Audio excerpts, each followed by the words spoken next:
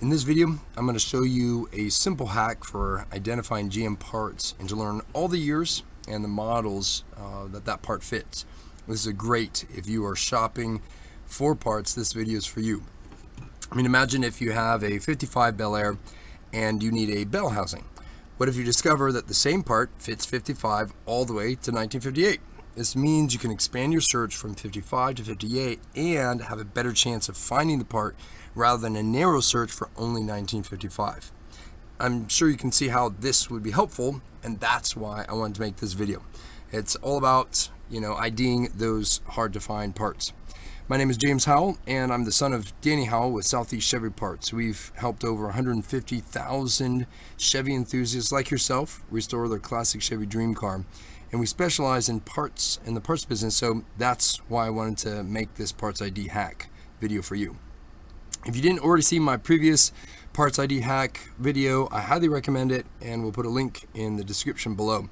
It covers how to ID a part for which you do not know the GM part number, and by just taking a picture of it. And it's a great video. Like I said, I'll put a description below. This video is going to show how to use the GM part, or even where to find the GM part number to ID your part. I will put a list of the resources I'm going to use in the description below, so you don't need to write these things down. I will even include some other resources for searching engine components in particular. All right, so we're going to start easy, get a little more complicated. If the part has a casting number, then most of the heavy lifting has already been done. We just need to plug that number into the search database, and you'll want to go to gmpartswiki.com. This searches all GM vehicles and not just the full-size Chevys, which is our specialty. Now, one little disclaimer. Their website isn't the most stable, and so sometimes the site may not pop up the first time. Don't worry, it works. Just, come back at a different time. Now, I'm going to use this bell housing here as our example to start us off. And so I want to show you here on the bell housing, of course, it's got a casting number right there, 3733365. And so we're going to use that number in order to do some searching. So here we go. As I said, you're going to go over to gmpartswiki.com, put in the part, and go for a search. And you'll see here that you're going to get a great, this shows you the books that it's in by the cover. This shows you the page that it's in, and this shows you kind of a quick snippet. So you can kind of read, you can see here, there's the part number, and then it'll usually give a little bit of an ID next to it. This one isn't that helpful, but look at this one here. So this one here, I can see the part number. Ooh, this says it's a 55 to 59 Corvette and a 55 to 57 passenger. So let's look at this in more detail. The way that you do that is you click on the part, skip the ad. Now, for me, you're going to notice this is where the GM number is. And for some numbers, there's going to be a difference between the casting number and the GM number. And I'll talk a little bit more about that in just a moment. But what I do as a kind of like a pro hack here is I end up pasting in the number that I was using, because they're all so similar. I'm like, okay, what was that again? And I don't want to go back and forth. So I just paste it up here and I say, oh, that's the number I'm looking for, 3733365. So I'm going to look down here. That's going to be the casting number on this one. If I looked through here, I would not find it. And I'd be like, oh dear, why isn't it here? Well, good chance it's because it's over here with the bell housings. They actually have a GM number and a casting number for this. And so if I scroll, let's see, where was I at? Oh, did I already pass it? I may have already passed it. Nope. Okay, so here we go. 37, it's probably staring me right here in the face, and I'm not even able to see it. All right, there it is, right there. Yeah. So 3733365.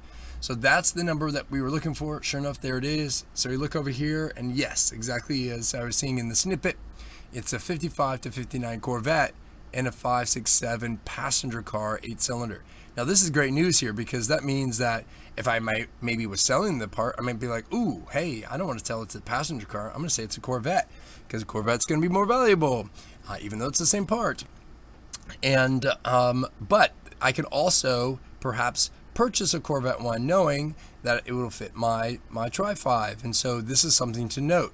All right, now notice as well, as I said, there's two different numbers. So I'm going to jot that number down on a separate piece of paper so that way I can keep track of it here. That 375534 3755343. All right, so I've got that number now written down so that I'm going to go back here. So that gave me a pretty good, like if I was, like I said, if I had the 55, now I know, oh wait, this covers 567 and 55, 59 Corvette. All right, the other thing, oh, I wanted to show you this as well. The other thing is look up here. This will give you the date of the publishing. So this was a 62. So if it were ever to possibly fit something later, it will never show up because, of course, this publication only goes up to 62. So sometimes I like to find later publications. So let's take a look at this one. All right, this one might be, so this is a 68, so it's a little bit later. Let's go on the hunt to see if we can find that part number. And oh, here we go, right here. So here it is, 3733365. That's the number that we've been looking for, and it again verifies that. All right, right here, and shows me the GM number, which I had already written down. So I could go through. Sometimes what I like to do, what I like to do is I like to go ahead and verify it in a couple different places, a couple different pieces of literature.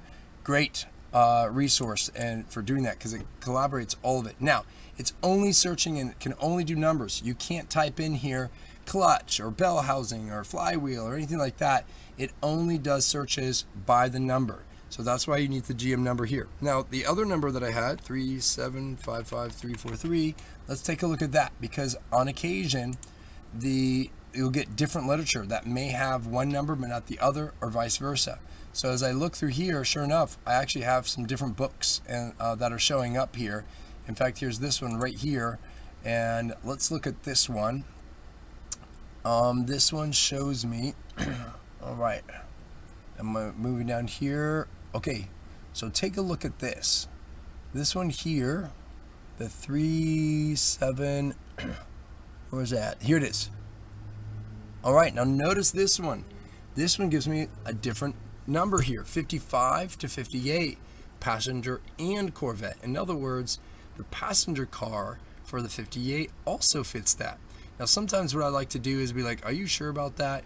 If I go up here, this was published in 58, chances are they made the modification in 58 in order to make the change here. So that means like, ooh, I could actually get a 58 and potentially and see if that one would fit it as well. So again, that expands my knowledge by checking the other number. Now notice this one did not have the casting number, it only had the GM number. So that's why it's good to search for both of them. So again, going back here now, you can see then why up here it says 5559 Chevy, but if I go down here to the fitment, it'll show 5558 passenger car, all the different models, and then the 5559 Corvette. So that's how we came to that information. Now again, this is great. If you've got the casting number, like I said, all the heavy lifting has already been done. You just gotta plug that number in and go searching for it. And so that is so great to being able to use GM Parts Wiki for that. But sometimes it's a little bit more complicated. And so we're gonna go on to another piece here. And I want to also illustrate that or let you know that some of the books I would recommend. As you can see, I'm using the GM Parts Wiki, but GM Parts Wiki itself is getting it from these various books. There are some of these books I highly recommend that you actually put into your library. For instance, this one right here, the Parts and Accessory Catalog, is a great one, 38 to 64. And if you're like me, I like the digital version versus the paperback because I can search now in the PDF for the words and the numbers. In the GM Parts Wiki, I can only search via the number, but in the PDF or the digital format, I can search words and numbers, and it's a great resource because it also has illustrations in there, and that's what I'm going to get to next. So let's say I am looking for a I've got some clips. I'm needing to find some clips for my sedan, and I chose this particular example because we get a lot of customers that call us up frustrated that they ordered this part from a different, reputable company that swears up and down that this is also hardtop and sedan, clip. However, you can do a little, research on it and discover that no, the hardtop and the sedan clip are actually different. And so that's what we're going to do here, is to be like, okay, what kind of clips and what would they fit, and being able to figure that out. So again, you might say, but I don't have a GM. There's no GM casting on this one. Exactly. That gets a little frustrating, a little bit difficult. But what you can do is, again, as I said, if you had an illustration book or one of those catalogs that shows you the picture, which again, this one here does, you're able to actually then do a search, and notice this, illustrations will come up. Now, I'm going to cheat here just a little bit because I've already got the digital of that, and I've already put it onto my computer and organized and everything. So I've actually got all of those pieces here. So all the different years that I need broken down with, and all the pictures. And so all I have to do is say, oh, let's go to 60. I'm working on 63. Oh, it's a Biscayne. So I literally come here, click on it, and boom, I get all the pictures that I need for that. So you can see here, what I'm going to do is I'm going to use this illustration because I know where the part is. I'm like, here, I need the clip that goes on this thing right there. You don't even have to know the name of it. But as I zoom in here, all right, I'm going to take a look here and see what numbers are those. So it's the Backglass area, number 4 and 5. So let's come down here and see what that translates to. Number 4 and 5.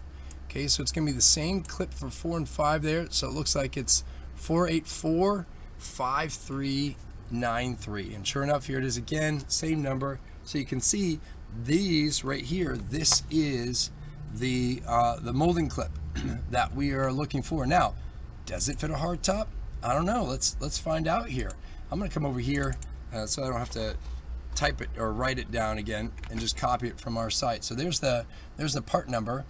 And now I'm going to go hunting for it. So I'm going to put this in here, click that, go on the hunt for it. Now again, see, I can see illustrations and pictures, but what I want is this one right here. This is where I'm going to get the specific data that I'm looking for. In fact, I can see it right here, 61-4 Biscayne Bel Air Impala sedan, except sport sedan. So let's actually go into there and take a look at that. So again, what was my number? I'm going to paste it up here. That's right, it's the 48 ending in 93. So all right, here it is right here. So 61-4 Biscayne Bel Air Impala sedan, except sport sedan. So that means except the 4-door hardtop. So in other words, this is only a sedan clip, and of course it fits the side, the upper, the center, the lower. And so this tells me, oh, 61-4, I need a clip that's specific to the sedan, not a hardtop, or in the GM terminology, which would be a sport coupe. So that's what the sport coupe would be. So boom, right there can realize, oh, actually the hardtop and the sedan are not the same clip. So no, I'm not going to buy it from you. I'm not going to make the same mistake again and have to pay money to get this clip when it's this clip that I actually need. So there's a great way to, again, ID and figure out what does that actually fit, using illustrations, which I love. Moldings, clips on that, illustrations are wonderful for that. Now, let's say that again, I'm working on, let's see, here we go. All right. Oh, sorry, no, there it is. Let's say now I'm going to do my last part here, and this is a center vent for a 65, 66 Impala Bel Air. The AC vent that we are actually reproducing. We're reproducing the whole set, the sides and the center and the diffuser there and everything. So, but again, let's say I'm like, oh, I've got it, but I need to know, does this fit a 65 only, or is it a 66? Is it a certain model only? Can it go up to 67? Because there are parts that go from 65 to 67. Like the windshield stainless. And so I would want to know, so that if I'm going hunting for a part, on eBay or at a swap meet, I know, oh, if I buy from a 65, it will fit my 66, because again, not everything is interchangeable, but there are some things, and so it's good to know that. So again, it's like, oh man, what if I don't have that that GM number? What am I going to do? Well, again, this is the benefit of having that catalog or that illustration, is I'm able to go into here and say, hey, let me look it up, and it's got pictures of it, and like, ooh, again, pictures so much better than words, because they might use a different terminology, and so I'm like, oh, how do I know that that's the correct linkage piece that I'm needing? Whereas an illustration, there's no ambiguity. So I get to zoom in here, come over here, and that's number 14. So there's the housing. Now let's go take a look and see number 14 right there. So there it is. So that's the number that I'm wanting to do, which is going to be 3859364. So that's the number then I want to come over here and put into the search. So I've already done it. Boom, put in the search, go on the hunt for it. And so as I do that and I'm looking for it, let's see, where did it go? I had it here. Oh, I've got to scroll down, and 364, there it is. So sure enough, this goes 65 to 66 passenger car, which means it's going to cover all models. Impala, Bel Air, Biscayne. So it doesn't really, it's not model specific, but it is for the passenger car only, not a Chevy, Camaro, or anything like that.